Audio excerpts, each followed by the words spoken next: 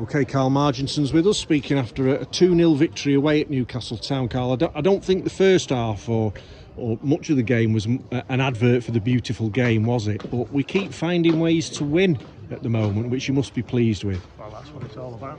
It's about winning and losing, yeah, we're in a good little run in the minute. We're showing all the things that I keep banging on about: the resoluteness, the togetherness, wanting to work hard for each other, and getting our just rewards at the minute. And I think, obviously, I know what we can do when we like to play, and I went to watch Newcastle against Stalybridge on Tuesday night, and again they play some really decent stuff, and I think the pitch played a massive part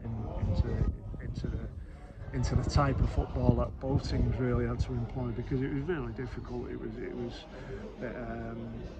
really bobbly.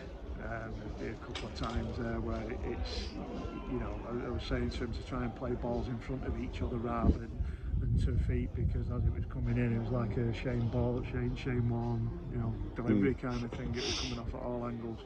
I think that contributed into two decent teams having an half decent battle, but not really not playing any fast, free flowing football.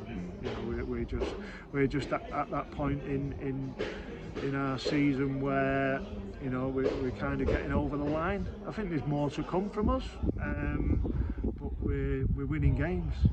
That's that philosophy of footballing philosophy of try and win well, but just win.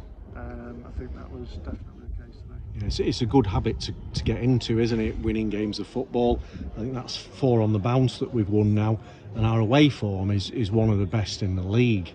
I think earlier in the season, a couple of more home wins, and we'd be right up there, wouldn't we? Yeah, I think we've kind of analysed the points that we've dropped, and I said to him, other than the Nantwich anomaly, that 6-0 game where it was just one of them days, there's nobody that's really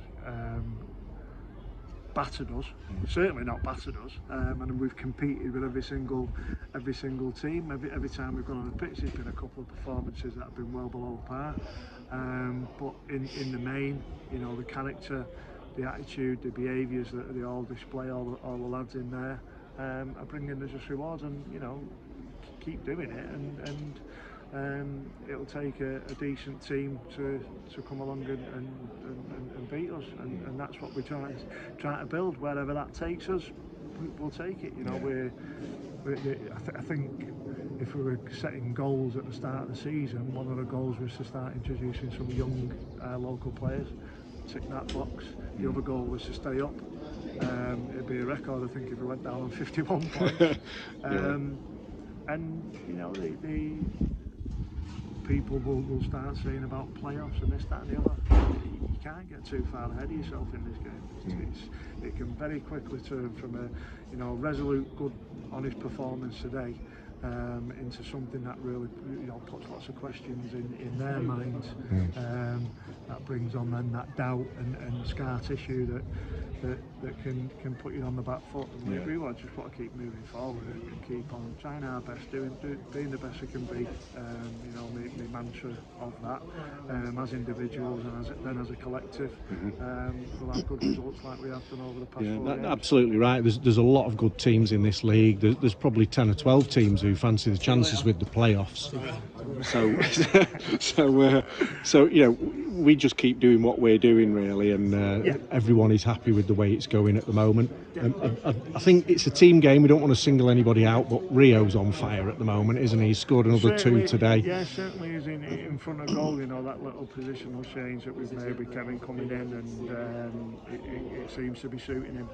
Thought his first goal was really the only great bit of anticipation from anybody on the pitch today, and obviously he's finished it in typical Rio fashion, with a little dink, and then the run and a great ball from Kevin to get him into the box, and for the penalty that he was brought down for, and he's one of them lads who anything could happen, in respect of, I don't know whether he's going to dink him, whether he's going to fire it, whatever it may be, but I think I love that. I love that type of type of player, type of character, the unpredictability of it. But yes, it can be frustrating, but it's certainly entertaining as well. You can't coach him anything. He just does what he wants to do, I guess. Coaching only goes so far. You know what I mean? At the end of the day, the human beings who have been, who are fortunate enough that they've got the lungs and the legs to be able to run about and kick a ball about, and the decision making, and they've got to enjoy it. That's one of the main things. And whatever goes on to me in his bonds, it's certainly producing, because I think is he top goal scorer in the league. I think he is in the league with those two today now. And that's I think that's credit to him and credit to the lads around him as well. Because they appreciate him and they keep supplying the ball to him, and and there's more to come. He's another one who's still young, he's still learning. I'm sure he'll keep doing what he does. One last question. Next week we've got Newcastle Town at home. We're having the Kids Are In for Free initiative once again.